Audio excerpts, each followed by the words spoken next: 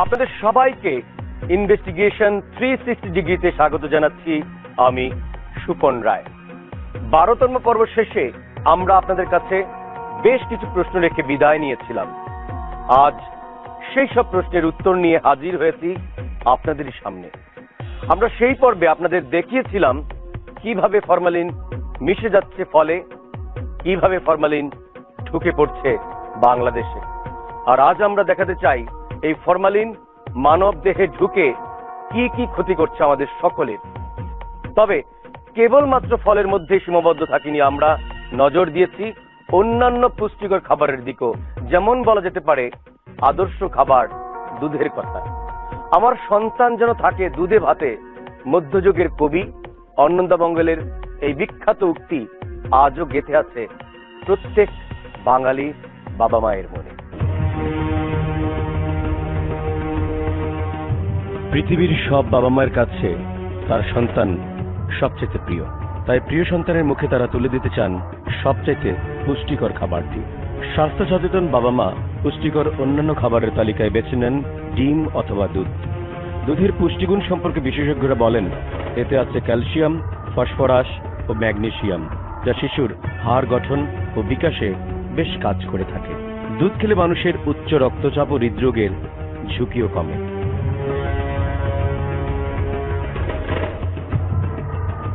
Food and agriculture অর্গানাইজেশনের পরিসংখ্যান বলছে আমাদের দেশে তরল দুধের চাহিদা 7 মিলিয়ন মেট্রিক টন, অথচ স্থানীয়ভাবে যোগান দেওয়া সম্ভব হয় মাত্র 2.5 মিলিয়ন মেট্রিক টন। সারা দেশের দুধের যে চাহিদা তার বেশিরভাগ যোগান দেয় পাবনা এবং সিরাজগঞ্জ জেলা।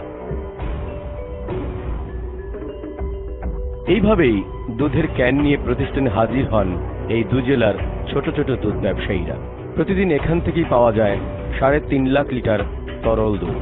যদিও অঙ্কের হিসাবে এটি চাহিদার মাত্র 20 ভাগ, বাকি 80 ভাগ দুধের চাহিদা মেটাতে বিদেশ থেকে আমদানি করা হয় 1000 কোটি টাকার গরু দুধ। সারা বছর তো আছেই, রমজান মাসে হঠাৎ করে বেড়ে যায় তরল দুধের চাহিদা। স্বভাবতই চাহিদা পূরণে ব্যস্ত হয়ে পড়ে কিছু ব্যবসায়ী। হঠাৎ করে রমজানে কেন দুধের চাহিদা বেড়ে যায় এবং যোগানও বেড়ে যায়, সেটি রীতিমতো এক রহস্য। সেই রহস্য উদ্ঘাটন করতে চাই আমরা, দেখাতে চাই কিভাবে দুধের পরিমাণ বাড়ে। এই ব্যক্তি আমাদের দুধ বাড়ানোর পদ্ধতি দেখাবেন, কিন্তু পরিচয় গোপন রেখে। ছানা পানিতে দুধের ননি, খাবারের সোডা, পার অক্সাইড পাউডার, সয়াবিন তেল মিশিয়ে বানিয়ে ফেলেন তিনি নকল দুধ।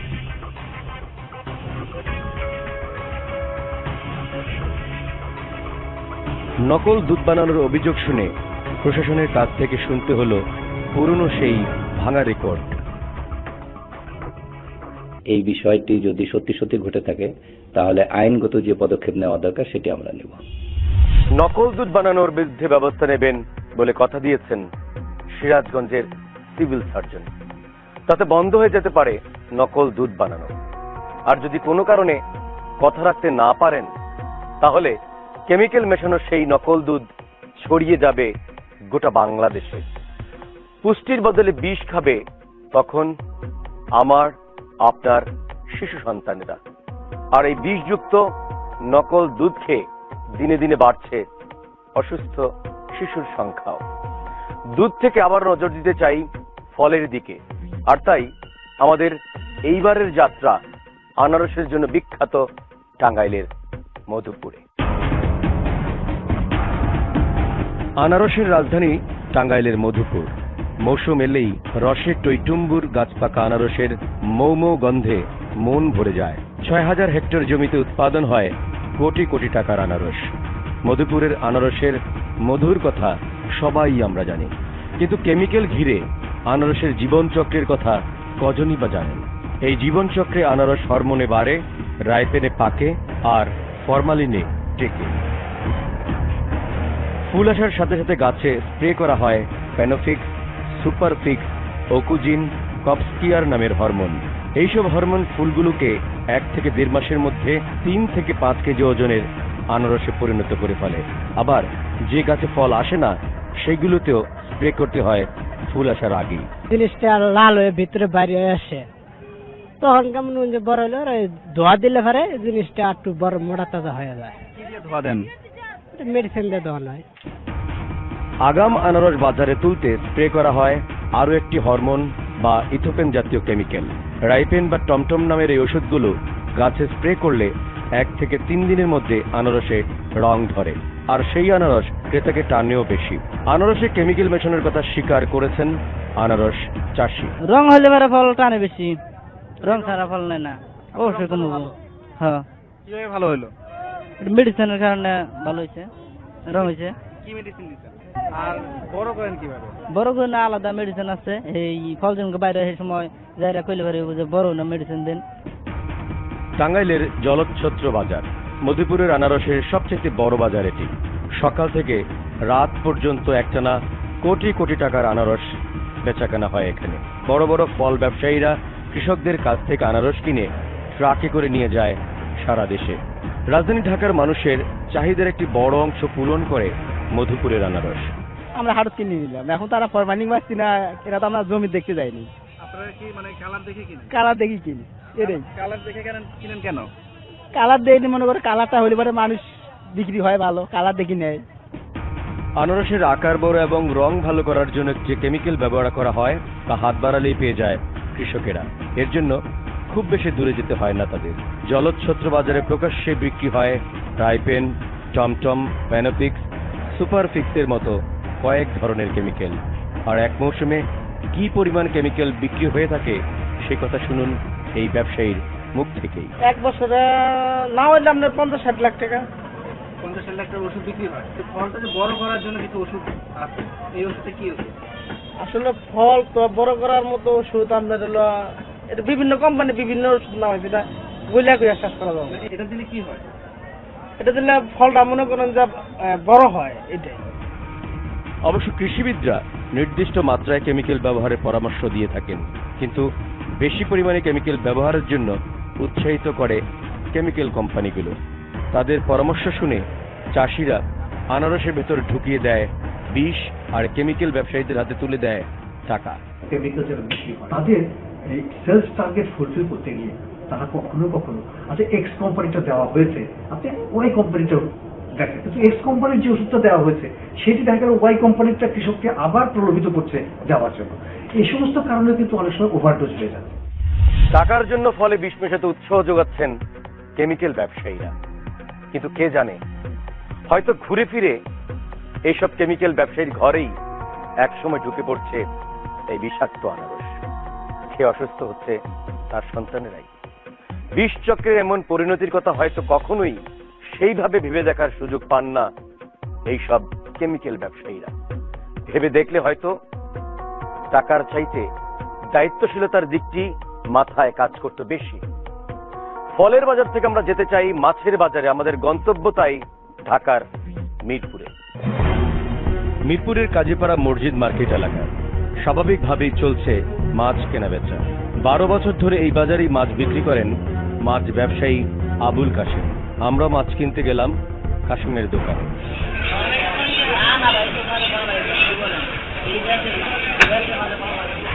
কাশেমের কথাতে আশ্বস্ত হলাম আমরা, কারণ মাছে ফরমালিন থাকার কোনো যন্ত্র আমাদের কাছে নেই। তাই মাছে ফরমালিন আছে কিনা সেটা খালি চোখে দেখে বলার উপায় নেই আমাদের।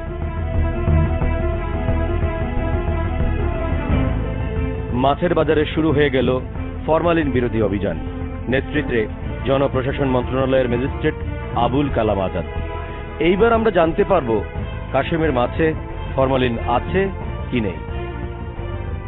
কিন্তু কাশেমের মাছে ফরমালিন শনাক্ত করার আগে ম্যাজিস্ট্রেট এই দোকানে অভিযান শুরু করে দিলেন।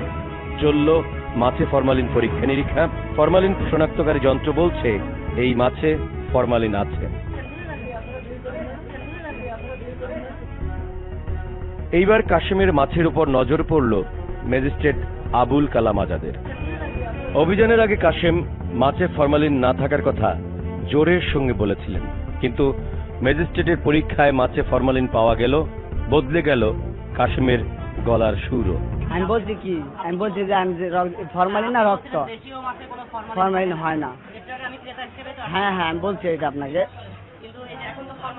এখন ফরমালিন কিনা সেটা তো আমি জানি না, তাই না? মাছে ফরমালিনের অস্তিত্ব নিয়ে অবাক হবার মতো কিছু তথ্য দিলেন ম্যাজিস্ট্রেট। মাছকে তারা তাজা অবস্থায় ফরমালিনটা দিয়ে রাখতেছে, যাতে ওই তাজা অবস্থাটাই যাতে বলবৎ থাকে, মাছটা মরে যাওয়ার পর না দিয়ে তাজা মাছই তারা এটা দিয়ে রাখতেছে। মরা মাছে ফরমালিন এর তথ্য কম বেশি আমরা সবাই এখন জানি, কিন্তু জীবিত মাছে ফরমালিন মেশানোর কথা শুনেছেন কখনো? আমি নিশ্চিত করে বলতে পারি, এ কথা শুনে, এ তথ্য জেনে আপনি এক্ষুনি একটু নড়েচড়ে বসছেন। আপনার মতো আমরাও অবাক হয়েছি কথাটি শুনে। জীবিত মাছে ফরমালিন থাকেন এতদিন বেশ ফুরফুরে মেজাজেই এমন মামলা, কিন্তু না, নিশ্চিত হয়ে বসে থাকার দিন বোধ হয় ফুরাতে চলেছে। যাচ্ছি একটা বিরতিতে।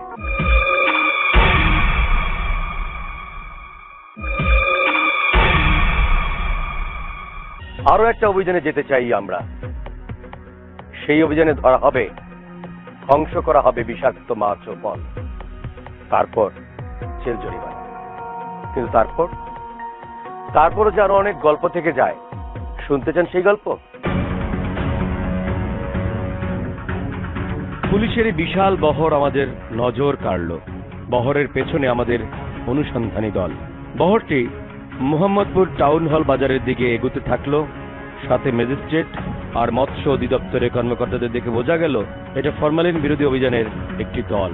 মাছে ফরমালিন শনাক্ত করতে অভিযান শুরু করলেন সেই ম্যাজিস্ট্রেট। ডিজিটাল মেশিন দিয়ে শুরু হলো মাছে ফরমালিনের পরীক্ষা নিরীক্ষা। অভিযান শুরুর আগের দৃশ্য দেখে টের পেয়ে যান মাছ ব্যবসায়ীরা। তাই মাছের জায়গায় মাছ থাকলেও ব্যবসায়ীদের জায়গায় কাউকেই দেখা গেল না। দোকানদাররা কোথায় গেছে? দোকানদাররা সবাই বাইরে গেছে। কেন? ভয়ে। ব্যবসায়ীরা সটকে পড়লেও মাছের মধ্যে পাওয়া গেল ফরমালিনের উপাদান। আপাত দৃষ্টিতে অপরাধীরা পলাতক, তাই তাদের বিরুদ্ধে কোনো ব্যবস্থাই নিতে পারলেন না ম্যাজিস্ট্রেট। অ্যাকশন নেবেন কার বিরুদ্ধে? অন্ততপক্ষে ক্ষতিকর মাছটা তো আমরা ফেলে যেতে পারবো, যে সে এটা বিক্রি করতে পারবে না। ফরমালিন মেশানো মাছ ধ্বংস করার কাজে নেমে পড়লেন অভিযানকারী দলটি। বড় বড় মাছগুলো কেটে তাতে মাখিয়ে দেওয়া হলো কেরোসিন, যাতে কেউ বিষ মেশানো এই মাছ বিক্রি করতে না পারে। মাছগুলো ফেলে দেওয়া হলো পাশের এই ডাস্টবিনে।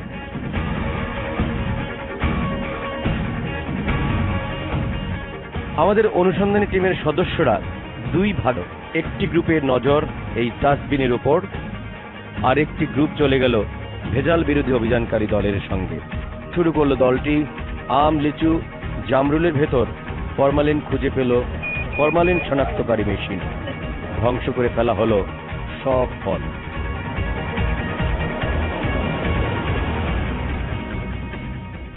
ফরমালিন যুক্ত ফল তো খাওয়ার যোগ্য না, করার একমাত্র ওয়ে হলো ধ্বংস করা। আমরা ধ্বংস করেছি অলরেডি। গ্রুপের কাছে যেতে চাই যারা নজর রেখেছিল ডাস্টবিনের উপর। ডাস্টবিনকে কেন্দ্র করে দেখা গেল একটি জটলা। ডাস্টবিনের ভেতর নেমে পড়ল বেশ কিছু লোক। তাদের নিয়ন্ত্রণ করছেন এই ব্যক্তি। বিষাক্ত মাছে কেরোসিন মিশিয়েও যেন কাজের কাজ কিছুই হলো না। সেই মাছগুলো সংগ্রহ করে রাখা হলো এই ড্রামের ভেতর। তারপর মাছগুলো কোথায় যায় সেই দিকে আমাদের দৃষ্টি ছিল সারাক্ষণ। বাজারে বিক্রি করা যাবে না বলে চলে গেল সরাসরি খাবারের হোটেলে। তারপর যা হবার তাই হবে, ঘুরে ফিরে চলে যাবে মানুষের পেটে। কেরাসিনালা মাছ জীবনও চলবে না, কিন্তু অনেকে তো এই হোটেলে বিক্রি করবে। চোর কখনো স্বীকার করে না চুরির কথা, এটাই স্বাভাবিক। হোটেল ব্যবসায়ীর ক্ষেত্র তাই হয়েছে, ঠিক যেমন হয় ফরমালিন আমদানির ক্ষেত্রে। কাগজে কলমে ফরমালিন আমদানি নিষিদ্ধ থাকলেও দেশের ভেতর দিব্যি ঢুকে পড়ছে বিষাক্ত ফরমালিন, তবে ভিন্ন নামে। যে কারণে ফরমালিন আমদানির হিসাবও মেলাতে হিমশিম খাচ্ছে এখন প্রশাসন। বাংলাদেশ ব্যাংকের হিসাব বলছে শিল্প, মেডিকেল শিক্ষা, গবেষণা ও চিকিৎসা খাতে প্রতি বছর দেশে ফরমালিনের চাহিদা 58,000 কেজি। চামড়া, textile, melamine, poultry, hatchery, laboratory